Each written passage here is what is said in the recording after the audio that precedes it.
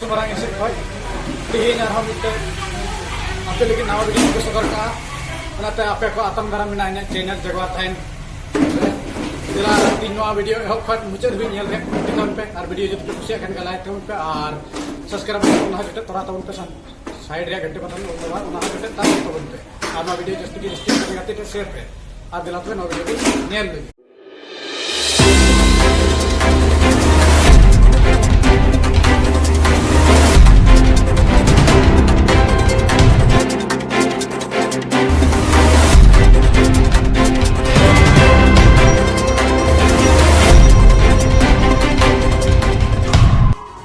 Ukraine रूस की जंग कब थमेगी, थमेगी भी या नहीं, कोई नहीं जानता।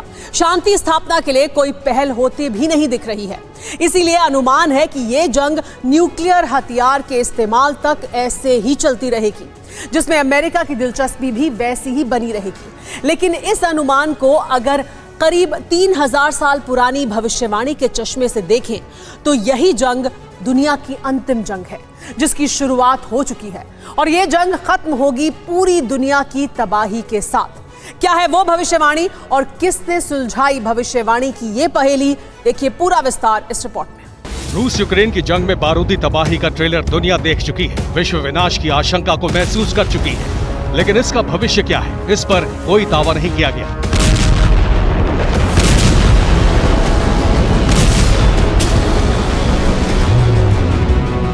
लेकिन अब विनाशक भविष्य को लेकर भविष्यवाणी हो चुकी है और इस भविष्यवाणी का आधार बनी है हजारों साल पुरानी ईसाइयों की धार्मिक किताब बाइबल।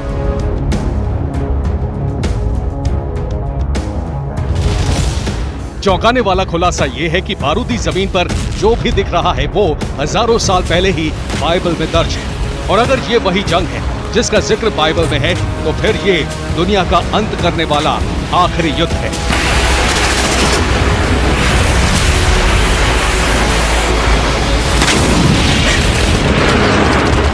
हालांकि ये एक भविष्यवाणी है जो विश्लेषणात्मक ढंग से की गई है और ये विश्लेषण दिया है अमेरिका के विश्वसनीय Bible teacher doctor David Jeremiah, जिन्होंने बताया है कि इस दुनिया के अंत में रूस का अहम रोल होगा। उस अंत के लिए शुरू होने वाली जंग की शुरुआत हो चुकी है। आखिर कैसे हुआ विश्लेषण, इसे समझने से पहले भविष्यवाणी की पृष्ठभूमि समझ लीजिए।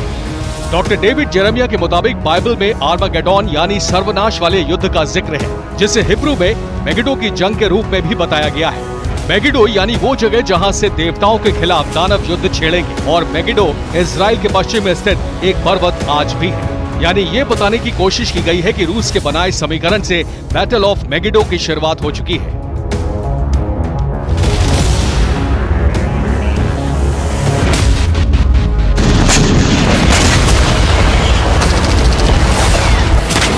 लेकिन सवाल यह है कि वो समीकरण क्या है और क्या सिर्फ रूस के अलायंस की वजह से ही बैटल ऑफ मेगिडो शुरू होने का दावा किया जा रहा है या फिर इस भविष्यवाणी का विस्तार कुछ और है।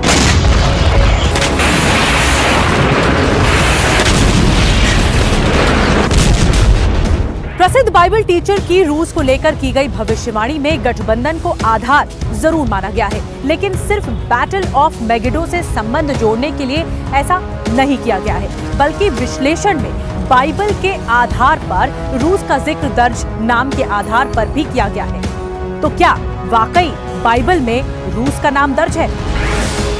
बैटल ऑफ मेगिडो का जिक्र रूस के संदर्भ में करने के लिए विश्लेषण में एक चौंकाने वाला तथ्य भी दिया गया है। इस तथ्य पर हालांकि बाइबल टीचर्स के अलग अलग मत हो सकते हैं, लेकिन डेविड जेरेमिया की भविष्यवाणी से जुड़ी थ्योरी का आधार नाम ही है।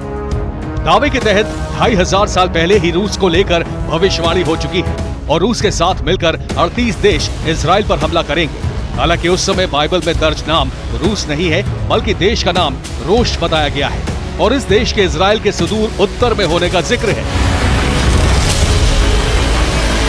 यानी विश्लेषण के आधार पर भी अगर रोश को रूस माना जाए तो नक्शे में ये देश बिल्कुल सही जगह फिट बैठता है और मेगिडो की जंग की नींव पड़ती दिख रही है रूस के उस गठबंधन से जो यूक्रेन और उसके सबसे बड़े सहयोगी अमेरिका के पाले में खड़े हैं।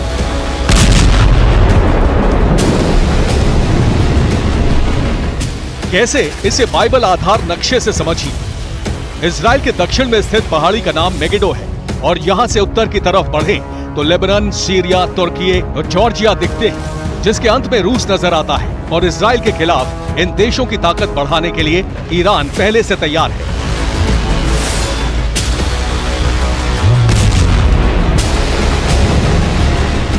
मतलब साफ है कि बैटल ऑफ मेगिडो को लेकर की जा रही भविष्यवाणी का बारूदी आधार बन चुका है।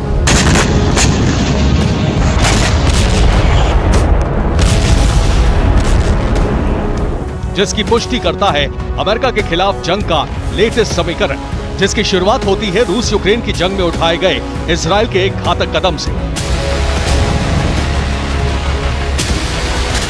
इजराइल ने यूक्रेन को एंटी ड्रोन सिस्टम बिक्री का रास्ता साफ कर दिया है। एंटी ड्रोन सिस्टम बिक्री के लिए निर्यात लाइसेंस को मंजूरी दे दी गई है। इस सिस्टम के इस्तेमाल से रूस के इस्तेमाल किए जाने वाले ड्रोन नाकाम हो जाएंगे। यानी ईरान के रूस को भेजे गए ड्रोन्स का किलर इजराइल भेजने को तैयार है।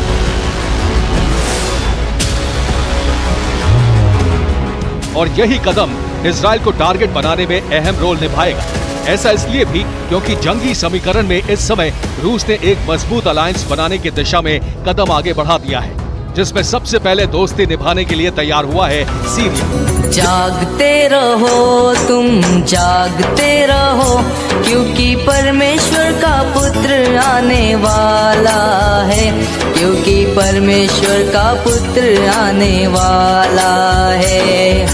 जागते रहो तुम, जागते रहो, क्योंकि परमेश्वर का पुत्र आने वाला है, क्योंकि परमेश्वर का पुत्र आने वाला है। जागते रहो तुम, जागते रहो। जागने का मतलब है